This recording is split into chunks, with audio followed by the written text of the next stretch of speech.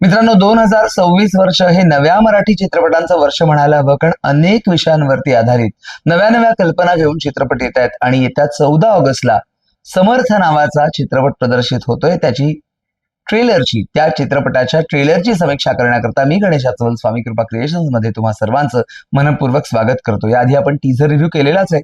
Teaser रिव्ह्यूला तुमचा उत्तम प्रतिसाद लाभलेला आहे, त्याबद्दल धन्यवाद. सुरुवातच होते ती श्रीराम जयराम जय जय राम या मंत्राने.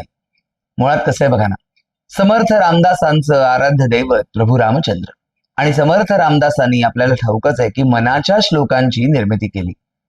समर्थ रामदासांचे विचार आपल्याला प्रेरणा देत असतात. पण ज्या वेळेला नात्यांमध्ये अंतर पडत असतं किंवा पिढीचा जो संघर्ष असतो की वडिलांचे विचार मुलांना पटत नाहीत, मुलाचे विचार वडिलांना पटत नाहीत, असंच काहीसं या ट्रेलरमधनं लक्षात येत आहे की वडील हे समर्थ रामदासांच्या विचारांचा तो पाठ पुढच्या पिढीपर्यंत पोहोचवण्याचा प्रयत्न करतायत. पण जो त्यांचा मुलगा आहे त्याला हे अजिबात मान्य नाहीये. त्याला बैठकीला जायला आवडत नाहीये, त्याला प्रार्थना आवडत नाहीत, रोज रोज काय तेच तेच म्हणायचं, असं सुद्धा तो कुठेतरी एका संवादात बोलताना दिसलेला आहे. आणि तो पूर्ण वेगळ्या पिढीचं प्रतिनिधित्व करणार आहे आणि त्यामुळे वडील मुलांच्या विचारातला हा संघर्ष आहे.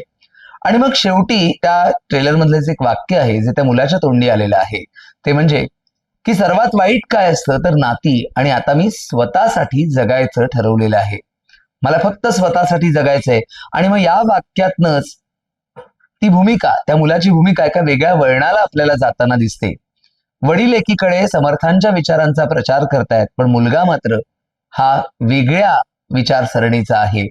आणि नेमकं या चित्रपटातनं काय मांडलेलं आहे, पुन्हा रामदासांच्या विचारांचं महत्व आजच्या समाजाला पोचवण्याची का गरज आहे सध्याच्या काळात, त्याच्याविषयी निश्चितपणे या चित्रपटातनं भाष्य केलं असेल असं आपल्याला ट्रेलर मधनं वाटतंय. मुख्य म्हणजे गाणी जी आहेत ती भक्ती मार्गाला पुरेपूर न्याय देणारी वाटतायत आणि त्या निमित्ताने एक उत्तम संगीत आपल्याला कानी पडतंय, ते सुद्धा आपल्याला ट्रेलर मधनं जाणवतं. चित्रपट प्रदर्शित झाल्यानंतर मी तो चित्रपट बघणारच आहे आणि चित्रपटाचा रिव्ह्यू सुद्धा तुमच्यासाठी करणारच आहे. तुर्तास इतकंच. समर्थ या चित्रपटाचा हा ट्रेलर रिव्ह्यू तुम्हाला कसा वाटला कमेंट बॉक्समध्ये लिहा. धन्यवाद.